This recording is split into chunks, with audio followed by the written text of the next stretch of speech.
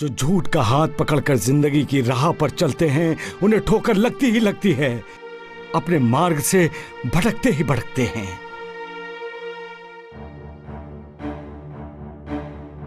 उन्नति की दिशा में जाना हो तो अधोपतन की दिशा में चल पड़ते हैं।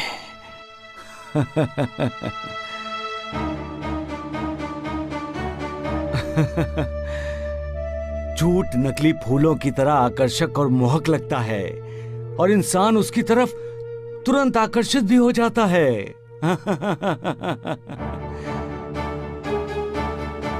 लेकिन जो ज्ञानी होते हैं वो सच का हाथ पकड़कर ही अपनी जिंदगी की राह पर चलते हैं, क्योंकि उस रास्ते पर सच की दिव्य सुगंध उसका साथ देती रहती है।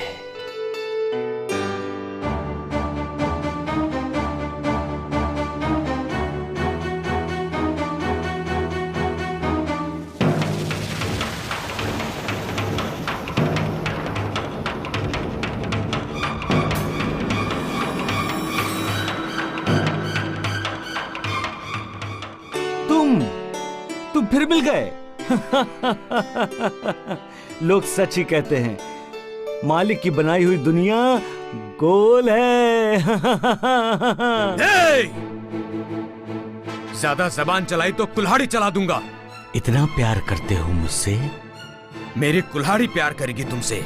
बातें प्यार की करते हो लेकिन बोलते नफरत से हो। जिंदगी नफरत से नहीं जी जाती मेरे बेटे। जिंदगी जीने के लिए जिंदा रहना जरूरी होता है, और मैं तुम्हें अब जिंदा नहीं छोड़ूंगा। कुल्हाड़ी का एक वार और तुम्हारे टुकड़े होंगे 4। मौत से डर नहीं लगता? मौत तो मेरे जैसों की दोस्त होती है, और दोस्त से कोई डरता है? नाटक छोड़ो और ये बताओ कि हीरे मोती कहाँ हैं? फकीर, साधु, सन्यासी के पास हीरे जवाहरात नहीं होते, उनके पास सिर्फ आशीर्वाद होते हैं। आशीर्वाद। तुमने मुझे धोखा दिया है। ये तुम्हारा वहम है। विश्वासघात किया तुमने मेरे साथ। तुम जैसे डाकू हमेशा दूसरों पर घात करते हैं। तुम्हारे मुंह से विश्वासघात की बात अच्छी नहीं लगती। तुमने झूठ बोला है मुझसे। ना मैं कभी झूठ बोलता हूँ, ना ही कभी झूठ का सहारा लेता हूँ। फिर इस झोली में जो हीरे जवाहरात थे वो कहाँ गए? मेरी झोली में हीरे जवाहरात? ये भी तुम्हारा वहम है। मेरे संयम की परीक्षा मत ले बाबा। तुम सच नहीं समझ सकते क्योंकि तुम झूठे हो। सच्चाई को अगर जानते होते तो तुम्हें पता होता कि मेरी झोली में हीरे जवाहरात नहीं होंगे। नहीं थे, सिर्फ राख थी। राख। राख नहीं, उदी। और वही हमारी जिंदगी का अटल सत्य है। मरने के बाद हम सभी राख होने वाले हैं, इस मिट्टी में मिल जाने वाले हैं। क्या उस राख को देखकर तुम्हें ऐसा नहीं लगता कि जो कुछ भी तुम कर रहे हो गलत कर रहे हो? मेरी आंखों में धूल झोंककर तुम वो हीरे मोती बेच आए हो। तुम समझ रहे होगे कि तुम्हारा ये लिबास, ये हुलिया देखकर डाकू तुम्हें पकड़ेगा नहीं, लेकिन मैं तुम्हें अच्छी तरह से जान गया हूं। अच्छी तरह से जान गया हूं तुम्हें। अब मैं तुम्हारी जान लेने वाला हूं।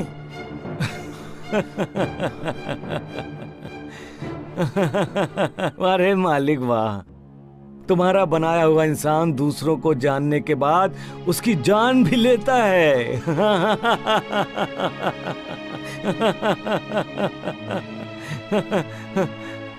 मालिक,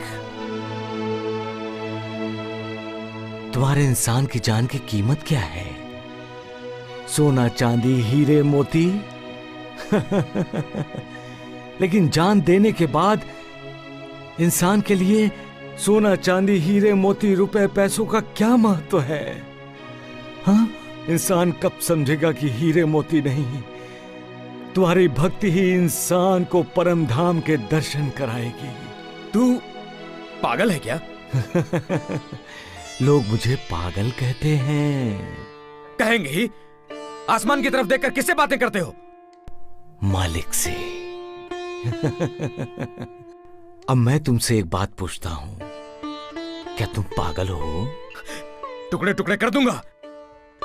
क्या मिलता है तुम्हें दूसरों की हत्या करके?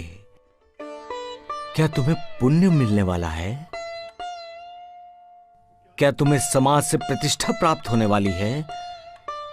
क्या कानून तुम्हें सम्मान देने वाला है? निष्पाप निरपराधों की हत्या करके तुम पाप के बाद पाप करते जा रहे हो। तुम्हें मारकर एक पाप और करूंगा। किसके लिए काम कर रहे हो तुम? ये पाप किसके लिए? अपने परिवार के लिए, अपने बीवी बच्चों के लिए। उन्हें खुश रखना चाहता हूं मैं। खून खराबे से, हत्या से कोई भी परिवार खुश नहीं होता। हर कोई दुआ चाहता है, बद्दुआ नहीं। हर कोई पुण्य में भागी होना चाहता है, पाप में नहीं। मेरा परिवार ऐसा नहीं है। वो सुख में भी मेरे साथ है और दुख में भी। तुम भ्रमित हुए हो बेटे। जाओ जाकर अपने बीवी बच्चों से पूछो, क्या वो तुम्हारे पाप में भागी बनेंगे? मौत से दोस्ती करने की भाषा बोलने वाले ढोंगी, अब मौत से भागना चाहते हो?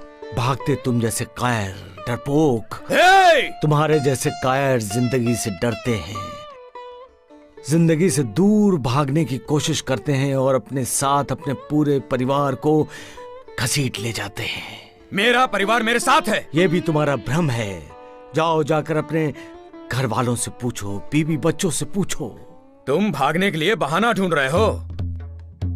अगर मेरी गर्दन काट कर तुम मुझे फिर से जिंदा कर सकते हो तो मेरी गर्दन काट कर जाओ और जाकर अपने बीवी बच्चों से पूछो, क्या वो तुम्हारे पाप में भागी हैं? और अगर तुम मुझे जिंदा नहीं कर सकते तो मुझे यहीं छोड़कर जाओ। मैं भागूंगा नहीं, मैं तुम्हारा यहीं इंतजार करूंगा। जब तुम दूसरों पर विश्वास करोगे तभी तो दूसरे तुम पर विश्वास करेंगे।